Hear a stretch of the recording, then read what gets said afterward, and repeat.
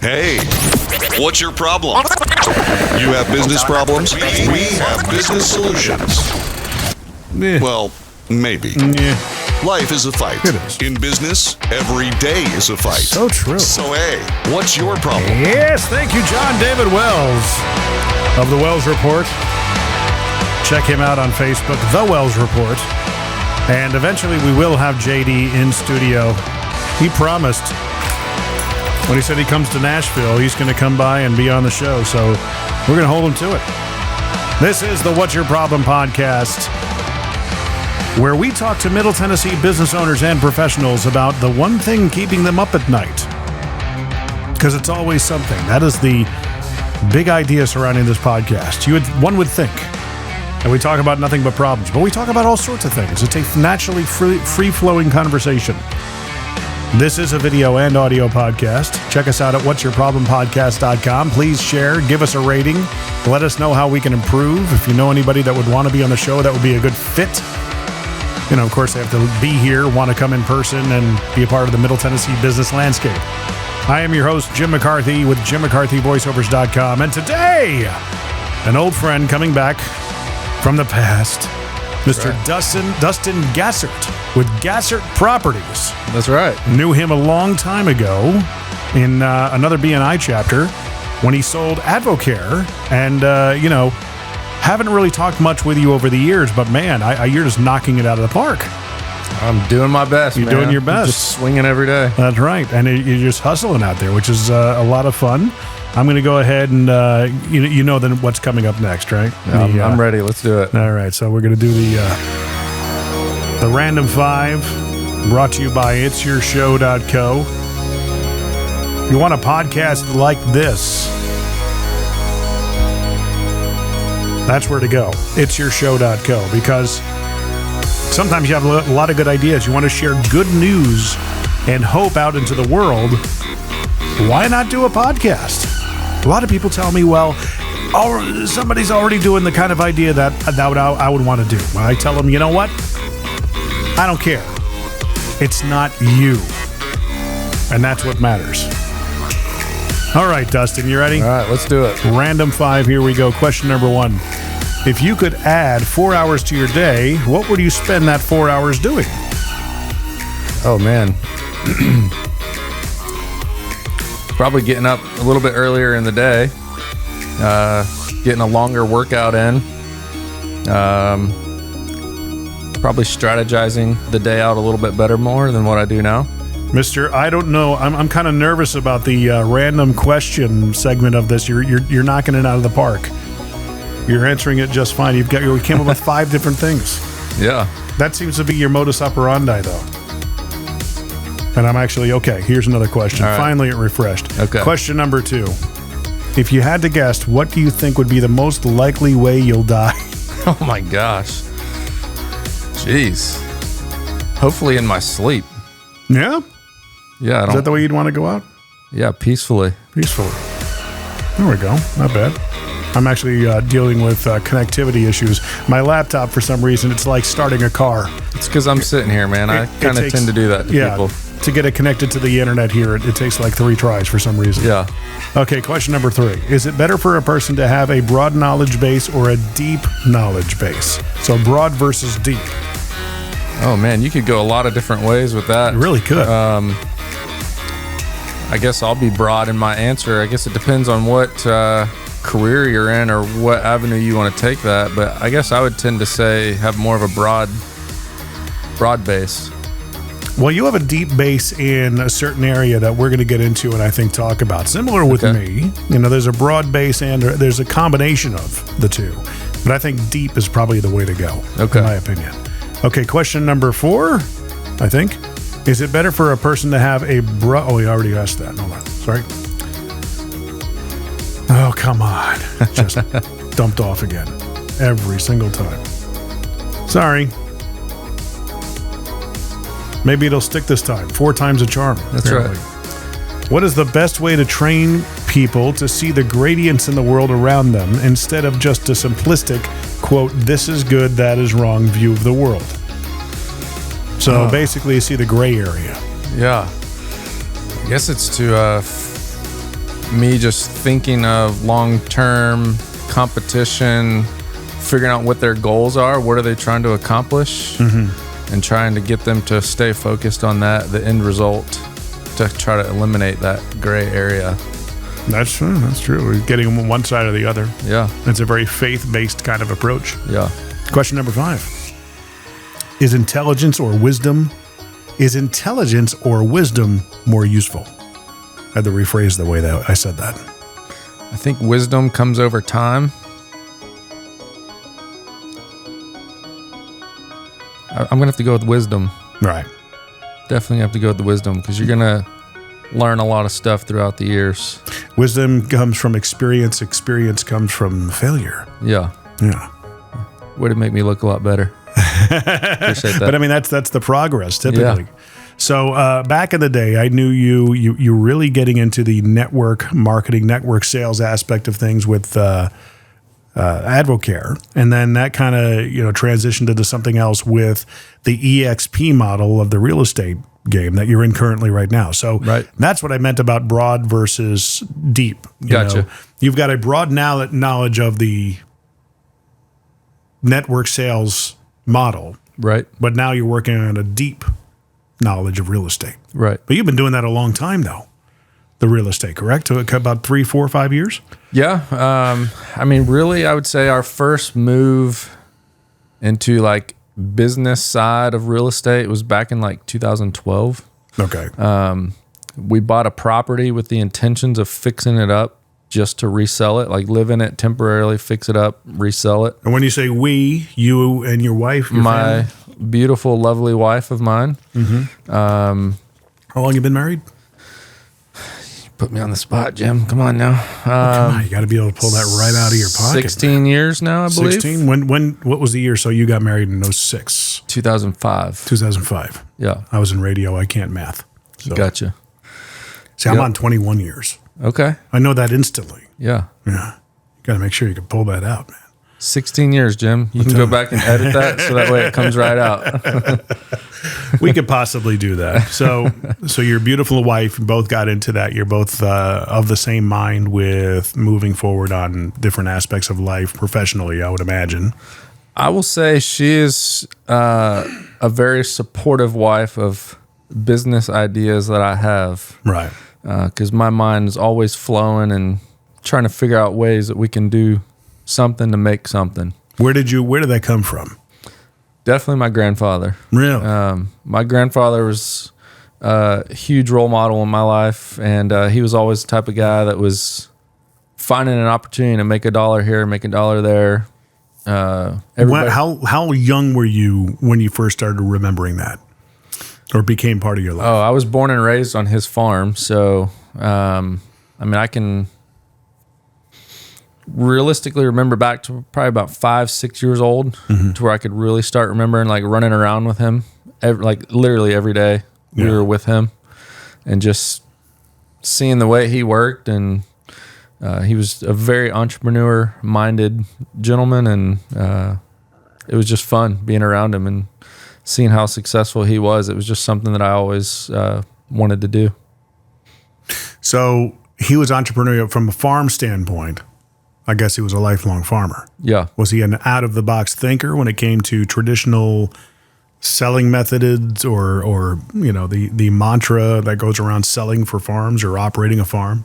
I think for him, there was nothing super creative. It was just about being super relational with everybody that came in contact with. Like, he never met a stranger. Right. And so because of that, he built a really strong name and a very strong rapport in our community. And he was just a very successful man. And I picked up on that and still run with it and trying to hold true to the name that he created. Did you have much of a relationship with your dad? I did. Yeah. Super close with my dad. Mm-hmm. What did he do? So he was also very entrepreneur minded, but he did have a traditional job, like 9-to-5 job, managing a warehouse, paint manufacturing warehouse. And, but on the side, he was like an inventor. He was always tinkering, making stuff and building stuff for other people, and fixing cars, and that's what he enjoyed. Yeah. Okay. And so he was very hands-on, could do anything pretty much. You ask him to build something, he would figure it out. Is he still around? No, my father passed away in 2011 from cancer. Oh boy. Okay. I'm sorry to hear that. Yep. Mine too. And so That was 06 for me. Yeah, so that was my dad was like my best friend. I mean, pretty much talked to him or seen him every single day. He was the best man at my wedding, and oh wow, just a strong role model in my life. Mm-hmm. And then next was my grandfather. Right. And so yeah, I was blessed to have two male role be with models. those guys daily. Right. That's how I would imagine a lot of the problem we're seeing these days with people. Would you agree? Yeah, I agree 1,000%. Fatherhood is not exactly taken seriously. Yep. You know, is that something that you observe? Yep. In day-to-day life? Yep. I just try to be intentional with my kids. Just right. How old are your kids? 13, 12, 6, 3, and you're going to keep on going. One on the way. Oh, really? Yes, sir. Wow. Is that news to the world? Is this a scoop or? No, everybody pretty much knows by now. Yeah. How far along? She's due February 1st. Oh, wow. Yeah. Very cool. About 9 months along. She's about 9 months along. Okay, we'll go with that. Yeah. So 5 kids, man. Oh my gosh. I have 3. That's a handful. Yeah. More than a handful. So moving into, getting into what you do now, tell me about it. What's the big idea behind it? Man, so when my wife and I kind of dabbled in real estate back in 2012-ish, that just really got my juices flowing. Right. And because I met you in 2015. Yeah. Right. And you were still not sold on it by then? Yes. I mean, at that point in time, we were buying and selling flipping houses just on the side. Mm-hmm. And I loved it. It was so much fun. What was fun about it that you liked? Just all sorts of aspects, being hands-on, getting in there with a hammer, demoing stuff, and then just seeing the finished product. So you're a handyman of sorts. I wouldn't say I'm a handyman. I'm good at handing a hammer to a handyman. So finding the talent, bringing them in, you like the demo work. Yeah. Yeah. Destroying things, which is the fun part. Absolutely. Very it's cathartic. The best part. Yeah. And then just kind of having a vision of what you want for that space. Right. And then just seeing it come to life, and then obviously making some money off of it too doesn't help either. I mean, it obviously helps. Yeah. Well, that's something we all need to try and do for sure. Yeah. I've never gotten into it. I don't know why. I just never, not making money, but the real estate flipping and all that stuff. I don't know. I guess you got to try it once and then either you love it or you don't. Yeah, that's true. It's like anything. It's not for everybody. Right. Well, what was that? I mean, how many houses have you flipped? All in all, probably like 5, 6. 5? Somewhere in there. And then, everybody, a lot of people are or not aware that Advocare, kind of the model that they used, kind of went by the wayside. So you were at a crossroads. Yep. Did you see much of a future in what you were doing with Advocare? Did you really work the plan that they had? Yeah, to be honest, I thought the direct sales industry was kind of our ticket per se of long career and being a family man, providing for my kids. And then probably the last couple months of us being involved with Advocare, we kind of started noticing some changes and some red flags were going up. And so we actually, a week before Advocare made the announcement, we just felt very strong that it was time to move on. Right. And so we actually left Advocare exactly 1 week before they made the announcement. Oh, wow. And, so you broke up with them before they broke up with you, so to speak. But I mean, would you have been able to stay on with them as distributors, just not having a downline? Yeah. Right. I would say yes. If things would have kept going on the trajectory that it was going when the days were good, it was a great business. I'll say this: I learned so much through that company. I bet. Just leadership, building a team, relationships, I learned a ton. So I owe a ton to the Regis family and Advocare corporate, just for everything that they poured into me as an individual, has helped me become who I am today. What did they, moving forward from something else like Advocare, was there anything that you were going to pursue after them, or did the EXP model, which is similar to, you can bring in agents underneath you and everything. Right. Was that something was that what stood out to you going into them? Yeah. So when I decided to get my license to go full time with real estate, I did the whole interviewing other brokerages and trying to figure out where my best fit was. Mm-hmm. Just wasn't finding it. I'm a very independent person. I don't like someone telling me what to do, where to be, go sit at this desk and answer these phone calls. It's just not me. Right. And so I was getting ready to join a local brokerage, and somebody told me, hey, you should go check out EXP. I was like, what's EXP? Never even heard of it. Yeah. And talked to a buddy of mine up in Nashville who's one of the top agents in the company, and I fell in love with it instantly. Who's the girl she's constantly on Facebook? Amanda. She's with EXP, and she's constantly taking pictures of herself from the beach. Don't know Amanda. She's basically literally working from her bikini. Okay. Is that her name, Amanda? Sorry, I'm looking it up right now. No, you're good. Amanda, the traveling realtor. Amanda Williams. How do I forget Amanda Williams of all last names? To be honest, I've never heard of Amanda Williams. Really? Yeah.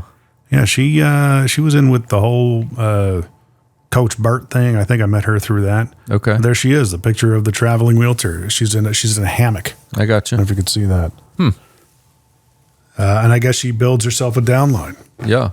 But you said before we got on, you don't really concentrate on that. You just do your thing. Yeah. So, I learned, I'm like the rookie real estate agent, like. Still? You've been doing it a long time. 5 years or 6 years. Well, I've had my license. I've been a licensed agent for a little over 2.5 years. Right. And so. What were you doing in between then? Advocare ended when? 2019. Okay. Oh, so you really just jumped into real estate at that point. Yeah. Yeah, so that was May of 2019. Thinking it was I was thinking it was like 5 or 6 years you've been a realtor. And I'm, of all the stuff I'm seeing, dude, looking a lot, you're just knocking it out of the park. You're crushing. Yeah, I see your signs everywhere, and I really do work it hard. So it's any business. You got to treat it like a business and work it like a business and swing the bat every day. It's all your own branding too. You're pulling up in the Ford F-350 dually out there, and that's right. You got all the the subtle branding. I'm trying. I know you got your vehicle wrapped, but it's like we should put up a picture of it. Yeah, go for it. You can kind of sort of see that there's writing. It's not blatant. Yeah, very subtle. So that was one of the biggest things that attracted me to EXP, because again, I'm a very independent person. Yeah, and they encourage you to build your own brand. Right. And so I just had an idea, had a vision, and just ran with it. Well, it's not. I hope your brand's not the rookie real estate agent. No. What's your brand? Gassert Properties Group. Gassert Properties Group. That's right. So tell me about the group. So the end vision, the overall vision is to create a team and have agents joining Gassert Properties Group and helping them generate and build a business as well. Our vision here is turning the hopes of tomorrow into the realities of today. Mm-hmm. And so that, for me, is for my clients, who have hopes and dreams of owning a home or owning a bigger home or, whatever their hopes and dreams are in real estate, of making that a reality. And then on the agent side, everybody has hopes and dreams and trying to figure out what's the best ticket to achieve those. And so I personally believe real estate's one of the greatest opportunities. And so I want to help other agents, fulfill the hopes and dreams of tomorrow. Well, you kind of got in at the right time. 2019 was the start of the roaring economy. Yeah. With real estate here in Nashville. And if anything, nationwide. Yeah. Right? Yeah, there was definitely a big boom. I got my license, and then there was that big pandemic that started. So that was when was that? That was a little scary. It was like March 2020. What happened? the big pandemic, COVID pandemic. Never heard of it. Yeah. It's crazy. Yeah. So I don't pay attention to that stuff. Yeah. So that was kind of scary being a brand new agent, like the whole world's shutting down, like what's going to happen? Yeah. Then all of a sudden everything just heated up and then it just exploded and it was like a massive blessing in disguise. So. Now what was the base of most of your clientele? Where were they from? Most of them are all here locally, getting started. Then once I had a few listings on the market, I started getting calls from folks in other states, California. Had somebody from Illinois. You're just trying to get out of those areas and move to Tennessee. So. What was your initial feeling when you start getting calls from California? Probably the same thing everybody else is feeling. Like, son of a... Yeah, like, hey, we're Tennessee for a reason. Don't bring that stuff here. But I mean, they're almost apologetic, right? Yeah. Yeah. No, we're not. Exactly. Yeah. No, this means that you leave all of that behind. That's right. You come here, you just leave it by the wayside. Yeah. Just remember why you left. We don't want that here. Do you ever find people of a different mindset coming from California? Because I do see some people that, especially in Texas, they're like, "We're going to turn Texas blue," and I'm like, "Why? Just stay where it's blue." I mean, right? That's what the whole designation of the United States is. They're like little countries. You like it, you don't like it here, then go there. Right. Why do you gotta Fortunately, I've not ran into. I've not ran into anybody that's wanting to come over here and ruffle feathers and change things up. So maybe they're just infiltrating right now. And it's funny too because I post stuff on social media. Like you go on my social media, you're pretty overtly political. Yeah, I don't give a rip. Like I am who I am. I believe what I believe, and if you don't like it, so be it. Right. And well, what do you believe? Well, number one, Jesus is King. He's Lord and Savior of my life, Amen. And I'm not afraid to talk about that. And was that constant throughout your life? It was, yeah. Right. And so I believe all the success that I've been able to have, business, family, is strictly because of my faith in Him and Him providing huge blessings for us. So, right. So that's something I'm definitely not afraid to share and talk about. I love Trump as a president, and I wasn't afraid to talk about that either. So, right. So I think just because of that will automatically kind of separate you from a lot of folks. Well, people are either going to hate you or they're going to love you. Right. It's the line in the sand. Yeah. As I say, planting your flag in the soil. That's right. Yeah. I kind of stay out of it because I think unless you're face to face with somebody, what's the point? Yeah. You ever get people that take you to task on those types of posts and want to argue? Some people try, but... Did I just say argue? They're going to argue with you, boy. Well, I don't know about that, Jim. You, man, I'll tell you what. I had to actually put on a little bit take them to the of woodshed if they did. I'll tell you what, man. I actually had to do a little bit of a, not like a Southern kind of thing last night. Very interesting on a voiceover that I did. Nice. I'm going to try and pull it up, but keep talking while I'm doing that. I'm listening to you. No, you're good. I lost my train of thought there. Oh, you're killing me. Going back into the country boy. I have it. They had it. It's funny. This is what happens on this podcast. We go down like little tangents. All right. So I pull up this script and we're only talking about this because I said argue. I said it like George W. Argue. I don't know how to do the impression of him, but they said I had to speak like Clint Eastwood in a Western. And I'm talking to a dog. This is where the copy. Well, howdy, partner. Ain't you a good boy? Looking for somewhere to hang your leash? Then come on in. I don't know if that sounds like Clint Eastwood. That's really good. That's super impressive. It's almost, there's a Clinton that I have in there. When I do that kind of a voice, I kind of put the rasp in the back of my throat. Yeah. And if I really want to get into it, I'll start pointing with my thumb, right? I did not have sexual relations with that woman, Ms. Lewinsky. Here at Rush Ranch, we got 2 acres of land that gives you plenty of space inside and out for playing. Is that good? That's really good. Not bad for this. I'm from the Northeast, man. That's really good. And if you want me to read it like that, I can. Hey, well, howdy, partner. Huh? You a good boy, huh?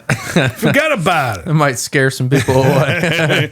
Come on in here. Let me talk to you for a second, all right? But I mean, I can just kind of bang these things out. It's you kind of pulled it out just now too. You're getting a little Texas. Well, I was born and raised on a farm, so yeah, yes. That's some grit. It's kind of natural. Yeah, but I mean, so getting into the real estate thing, not having any idea, I would imagine you're in your early 30s at that point. Yeah.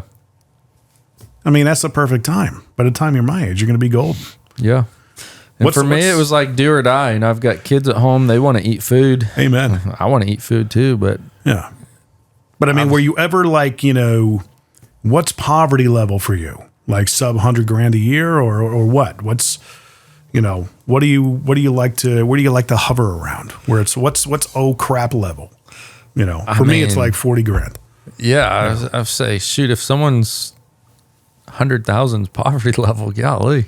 Oh, really? That's a good one then. I mean, some people that is poverty level. Well, for their style of living. I mean, we could survive on like 50, 60 a year. Right. Probably wouldn't be like the easiest, but we could survive and make ends meet and pay the bills. Right. So yeah, I mean, for me, it was do or die. This thing's got to work. I don't have a plan B here. The reason why I ask is when all that happened with the last job I had, that was my back against the wall moment. So I had to really just, either I'm going to get another job, which I don't want to do, right, or we're going to make this thing work. So the conversations from that point for about a month and a half, 2 months were, okay, what are we doing about this? I don't know. I'll figure it out. Yeah. Are we going to Disney? Yeah. How? I don't know. Yeah. We're going to figure it out. I'm with you 100% on that one. I mean, those were conversations that my wife would have all the time. I have no shame to admit. I mean, I jumped in the car and drove Uber. Yeah. I would figure it out. My boy plays travel baseball. He's a pretty good baseball player. And I would dare not go to him and be like, son, sorry. Yeah. You can't play no more because dad can't afford it. Like, I'm going to go freaking figure it out. Like, So I jumped in the car and burned up the night oil driving Uber, driving a bunch of sloppery, drunk people around. That was good times. That sounds like fun. Sometimes it was fun. You just kind of mess with them and got to make the best out of it. It teaches you how you don't want to be. That's exactly right. So when you did all that, you had to do what you had to do. I know I did. Yep. That's how I got into the lighting business. That's how I got into podcasting. Wasn't really a big thing for me at that point. But the voiceover video production really held us over or, supported us over that time. So getting into real estate, obviously the rewards aren't immediate. Right. You got to work on your clientele and all that other stuff. Yeah. How did you go about doing that? Just existing clientele people? I mean, what do people react when they say, hey, I got my real estate license? You did it before everybody else jumped on the bandwagon. Right. You were a real estate hipster. You did it before it was cool, right? But I mean, I would have to imagine that some people, okay, fine, here goes another one. Right. But sometimes you just get some people that get into the real estate game and it's like, good. You know how many realtors I know? Yeah. Get in line. Right. Well, I want to sell your house. I don't want to sell my house. Yeah. Yeah. Did that kind of thing happen? I mean, I'm a very old school, old-minded person. So, like, I get asked weekly. Yeah. Man, like, you're crushing it. Like, where's your business coming from? What lead gen program do you use? What are you doing? I'm like, I don't do any lead gen. I don't pay for advertising. Like, it's just not me. Like, got this little cell phone right here. We need all social media. And I just put it to work. I mean, I'm on social media, but I don't use social media as far as like, this is where I'm going to get all my business from. Right. My social media is more of, hey, this is what I'm doing. This is what's going on. But I'm not using social media to like generate business. It's awareness. I know that's why I'm looking at my phone right now to see what you're doing on social media. On Instagram, I see you met a mutual friend of ours, Jim Morris. Yeah. Just had him on my podcast. His episode's going to be coming out soon. That's awesome. So how did you meet Jim? I met Jim just a couple weeks ago through a lender friend of mine, Matthew Thorman. Okay. Did like a little mock up podcast for some video content and was interviewing myself and Jim Morris. So it was kind of like a pilot of a podcast in a way? Yeah. Did they need help? Yeah, it was awesome. Why didn't Jim talk to me about that, Jim? You know this is what I do. I'm just kidding. It was not Jim. Jim, I'm not throwing you under the bus. So I'm looking at Gassert Properties Group on Instagram. It's a lot of pictures. Under contract, under contract, under contract, under contract. So a lot of different stuff. Yeah. You're creative here, that's for sure. A lot of people. So what? Let's get into it. Let's do this. Dustin, what is your problem? What's keeping you up? How can we help you, if at all? We're talking about social media. Yeah. I mean, I'm not a tech savvy person Don't whatsoever. Have to be. And you got to be an interest, focus, attention savvy person. And so I do know that this world is quickly evolving into a digital social media content driven nightmare. And so I suck at it. Right. And I'm thinking your Facebook is a lot more robust, I think, though. Keep talking. I'm listening. Yeah, it just kind of looks like a 5-year-old did it. No, put a picture doesn't. And slipped a little under contract clip art over top of it. No, you don't. Give yourself some more credit. Definitely need to do some more video content. That's I've got a real estate coach, and that's something that she's been big on lately is creating some digital content. Yeah. Right. One of the things, I kind of subscribe to the Gary Vaynerchuk theory on things when it comes to real estate agents. Dude, be the mayor of the town. Right. You know? My friend got into real estate, probably about a year ago. And he's done a myriad of things. He's an airline pilot, first of all. He owns a portion of a cleaning business called Culioca Company. Okay. And he and I talked the other day. He goes, I just, can't figure out that. I'm like, dude, you gotta talk about anything but real estate. Talk about your, I said, you're based in Columbia. I said, you've always had like this mayor, aura about you. Capitalize on that. Be the mayor without being the mayor. Is there anybody here that you idolize or you look up to or kind of try to emulate? There's one person that comes to mind named Steve Missal. I know. I don't know him Steve? Personally, but I know of him. But I will tell you, the McEwen Group, Dan McEwen, they're based out of Columbia. Yeah. Dan has become a friend of mine. We actually played in a men's basketball league against each other. Right. Met him a few times. I love what they do. Yeah. Are you tall enough for basketball? I could probably use a couple more inches. Couple more inches? Yeah. You're like 6'4", aren't you? I am 6'4" on the dot. You're good. Are you? You're good. Really? You're really good. How much do I weigh? Come on. How much do you? I'm going to say 210. Golly. Really? 212. No kidding. Just weighed last night. No kidding. I'm not going to ask you how much you think I weigh. I don't want to know what you think that. But yeah, Dan McEwen, the McEwen Group, man, I love what they do. Yeah. They got some really good content. Did you listen to the episode with Erica Richmond that I did? I did not know. She's a real estate agent, but also a real estate agent social media coach of sorts. Okay. So she helps you and teaches you how to just be better with social media. So that something to look into with some of her stuff. She's very, very good at what she does. She's very humble. And when we talked about, what she does, she was very, had a lot of humility about it. But I'm like, dude, you crushed this. You got, 19,000 Instagram followers. I said, nice. What about TikTok? She goes, well, on TikTok, not so much. And I pulled up. Yeah, she's got like 12,000 freaking I'm like, dude, what do you mean not so much? Come on. That's nothing to balk at. That's good. And, but she's really humble about it. And we talked about some of the things that she ought to be doing. Yeah. A lot of the things that I always espouse, of course, have to do with podcasts. They're marketing machines. The best way you can get video content is put out long form where you can just stream of consciousness. It up. Not even, splice it up and extract those clips. Yeah. But in that case, I mean, one of the other guys who I'm going to be having on, I want to say this week or next week, his interview keeps on getting pushed off for some reason. I keep on just getting scheduling conflicts. But Matt Bogosian, do you know him?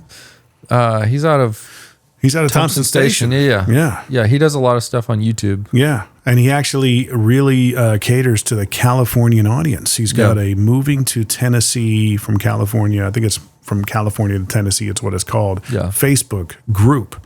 And, he talks about all the virtues of Middle Tennessee. He'll post motorcycle rides that he takes on the back roads with a GoPro that he's got on there. Right. Very innovative stuff for people that just want to fall in love with the energy around here. Yeah. And it seems to be paying off for him. Yeah. So I look at the fruits of his labor and I'm going, well, he's got a nice house, big piece of land, so he's doing something right. Right. Does your wife, is she helping you in the business? She definitely helps a lot behind the scenes, a lot of client relational type stuff. We're very client relational driven. So we do a lot of, client parties, client gifts. We're doing a big Thanksgiving pie drive for our clients. And so she is a massive help when it comes to that type of stuff. What is the Thanksgiving pie drive? Is it getting it out to the clients or saying, hey, we're partnered with a nonprofit kind of thing? Or? So this one is actually, we're just giving pies to our clients. Okay. And so I recorded a video, sent it out to them last week, and created a little Evite. They select what pie they want from Merity's. Mm-hmm. And the day before Thanksgiving, they'll just stop by Merity's and pick up the pie. And it's just a gift from you to them? From me to them, correct, yep. And that's an arrarrangement you made with Merity's? Yep. Is that something Merity's does a lot? It sounded like that was not something they do a lot. Really? Because I asked if I could get a bulk order discount, and they were like, yeah, no. So you have to buy it at retail? Yeah. Really? And so, if you know anything about Merity's, they're not the cheapest pies in town. They're good, though. But they're definitely dang good. But you've got to be a client in order to get this deal. That's right. So, or maybe does being somebody a podcast who does podcasts guest count as being a client? That very well could count as one, yeah. Well, don't be surprised if I, be like, so can I get a pie? I mean, I don't mind. I'll buy the pie. That's fine. No. We'll get you a pie. What about other like partnerships and things? What other like nonprofit charity type things are you passionate about? Yeah. So, man, I've got a heart for kids, like, not so fortunate kids, grow up. Like we work with Leapers Fork Helping Hands. Okay. And so they provide Thanksgiving meals to underprivileged families in the Leapers Fork community. Christmas, they do a big toy drive, provide toys for kids in the Leapers Fork community. 'Cause most people, they hear of Leapers Fork and they think of like, oh, that's where all the rich, famous athletes, celebrities, that's where they live. But they don't realize there's... That's why it is kind of bougie.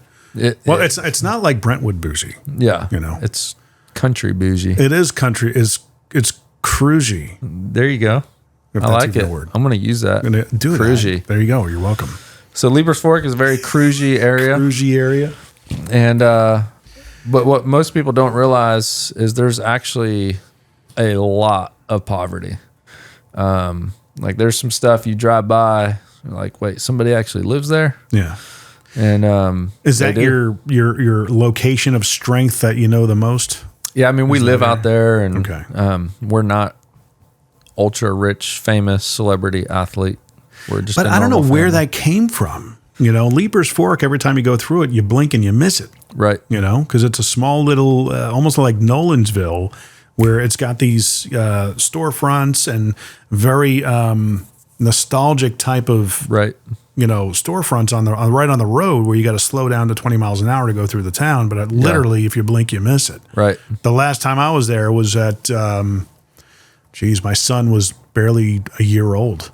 So that was 13 years ago. So we got to get back out there just to see how things have come along. But we went to Puckett's. Yeah. And we had dinner. It was right at Christmas time. Yep. And my son, we had never had like not whole milk, but pure milk. I guess. Yeah. You know, direct out of the cow. Yeah. Right. So they bottled it up by some local dairy. My wife saw it. She got it because we had a lot of issues trying to feed him early on. And she's like, well, hey, this will probably be great for him. I mean, he just knocked that sucker back. You know, maybe barely a year-old baby, right? Yeah. And he just loved it. Yeah. I mean, but it came back up and within 5 minutes. You know, we were the people on the side of Puckett's with the toddler, just, you know, spewing his guts. Oh, that's that picture I see up in the hallway at Puckett's. I hope That's you're your not son. serious. No, I'm just kidding. I kind of hope you were serious. That would be kind of cool. Yeah. That'd be forever. Yeah, so Puckett's is no longer Puckett's. It's Fox and Lock. Fox and Lock. Yep. So Puckett's, Leapers Fork, they just went back. Did they have still the Puckett's in Columbia? Yeah, it is. So those were actually separate entities. Okay. And so But Puckett's Puckett's Franklin's and still Leapers there. Fork was the original Puckett's. Were some kind of split, and they just had name rights to use the name Puckett's. They had to pay to use it. What are some of the satellite towns around Leapers Fork? Is Fairview one of them, or is that too far away? Yeah, Fairview's like 15 minutes away. Okay. What about, I mean, that's your area of expertise, that, you know, area of Williamson. Yeah. Be the mayor of that. Yeah. I don't see anybody doing that. Yeah. You know, Steve Massal has got Spring Hill covered. Yeah. Bogosian has got Thompson Station. It's they've all picked out. I told my friend Chad I'm like, dude, be the mayor of Columbia. Yeah. And it doesn't matter if there's a multitude of people doing it. It matters if you're doing it. Right. You know, it doesn't always have to be about real estate. Talk about what's going on in town. Yeah. You know. Yeah, we've really tried to capitalize on Leapers Fork. We just love it out there, and I'm connected with a lot of the folks that own businesses out there. And now that you're talking about, man, we need to do more of it. Like when we first got into real estate, we did like some business highlights. And so I just went around and just interviewed some of the local businesses in Leapers Fork. Perfect. We need to get back doing that. And that's simply, you can just do that with your phone. That's right. You know, I mean, you just guys put it up on a little tripod, put it on video mode, and you and the business owner just talk, you know, chat for 10 minutes. Yeah. And then you can pull. Well, Jim, thanks for having me, man. This has been a great podcast. We can wrap it up if you like. Let me get on. I'm ready to get going. No, but that's not a bad idea. I mean, and call it a series of sorts. Put it on YouTube, put it on Facebook, the long form aspects of it, and then clip out your stuff for Instagram, LinkedIn, TikTok, things of that nature. Especially, you know, for the California pages, come up with your own California page, right? You know, because nobody's promoting Leapers Fork all that much that I can see, right? To the Californians moving in, yeah. So, good stuff. Yeah. So be the Leapers Fork guy. Yeah. And then find all the other ways to differentiate yourself. Right. What other ways do you differentiate yourself? Because, I mean, real estate's a very commoditized business. Yeah. Well, aside for one, from relationships and people that know you. Yeah. Outside of that, I drive a big lifted dually. It's massive. And you don't really see a lot of real estate agents driving big diesel trucks. He pulled up the driveway. And I went out to greet him, and I'm going, my God, how in the world do you get up into this thing? I mean, it's cliche to say, but I'm waiting for the steps to, you know, emerge from the bottom of the truck when you open the door. That didn't happen. Yeah. But, you know, you're like 6'9", so it's like, you know, getting off a step ladder for you. Jump out and then get a running start to jump in. That's right. Do you? No. Is your wife tall as well? She's not. No. She's tiny and petite. So. Really? And she's not a huge fan of getting in and out of it. What's her car of choice? She has a Ford Expedition. That's still a big vehicle. Yeah. Well, we got 4 kids and 1 on the way. That's true. Outside of a van, which that ain't going to happen. That's about all we can do. The minivan wasn't an option, I guess. No, not an option. They're such lifesavers. Such a dexterous vehicle. That's what a lot of people say, and they love them, and I'm just like, yeah. I have an 08 Honda Odyssey. We bought it when we bought it on 420. On purpose? I don't know. No, we did not on purpose. It just happened to be on 420. We always laugh about it every year. That's funny. And of 2008, he was born a month later, and we've kept it. You know, I drove it around recently for a number of years because my wife drove the nice car for a while. Now I bought myself something nice. But we still have it. We're going to give it to my daughter for her first car. And I had to use it for work, with the lighting stuff. I had to bring a whole slew of lights up to a job that we were doing in Goodlettsville. Yeah. Take the seats out of that thing. Gosh, it's huge. Yeah. I mean, you can freaking echo your voice inside that thing. Yeah. If there wasn't carpeting. Yeah. Her Expedition, all the seats fold down. Yeah. Flat. So you get that whole entire. I just we sold a bunk bed. You put it all in there. Put a whole entire bunk bed in there. I was like, I'm surprised this thing fits. But I mean, it's you can tow with your truck, so yeah. Yeah. So, but yeah, I mean, that's at least 1,000 pounds. Getting back to what differentiates me is, obviously I try to be extremely relational with people. Yeah. I base 90% of my business all on current clients, past clients. That's a huge driving force of our business. But I just try to, be a little bit different and not the typical agent that drives a white BMW. Right. Well, I mean, that's very relatable. I think also espousing the political leanings and stuff like that will also attract bees to the hive. Right. Even though a lot of people don't. They say not to do that. I'm not comfortable doing it because I just don't want to get involved in the conversations. Yeah. And the online arguments. So I'm the type of guy, I like to put stuff out there. Right.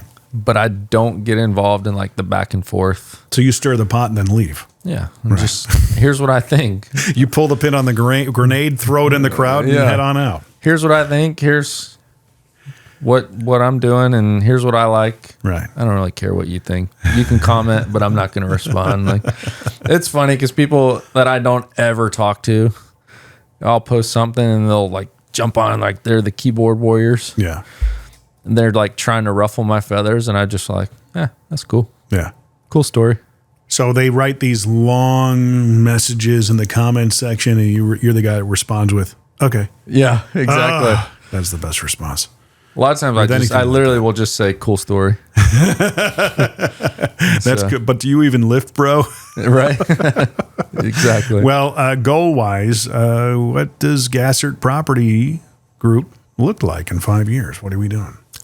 So in 5 years, I would love to be doing less like transactions personally, and more focused on agents that are a part of our group, helping them with their transactions, right?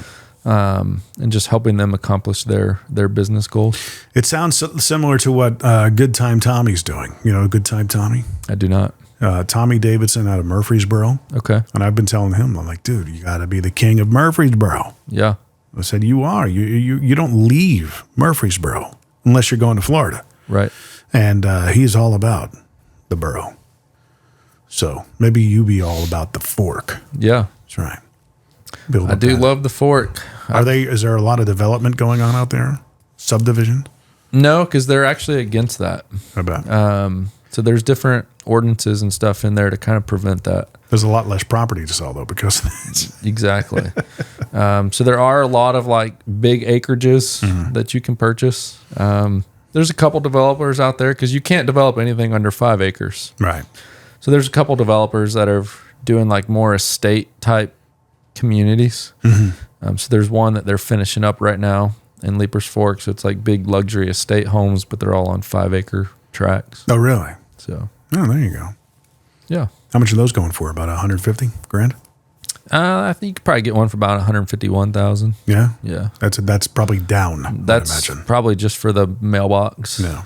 So, yeah. Yeah. That's the thing is that the past couple of years for people like me that have been in my house for 16, 17 years now, sell the house. Okay. Show me the money, right? Where do you go? Yeah, exactly. Well, buy a piece of land. Okay, where do you go?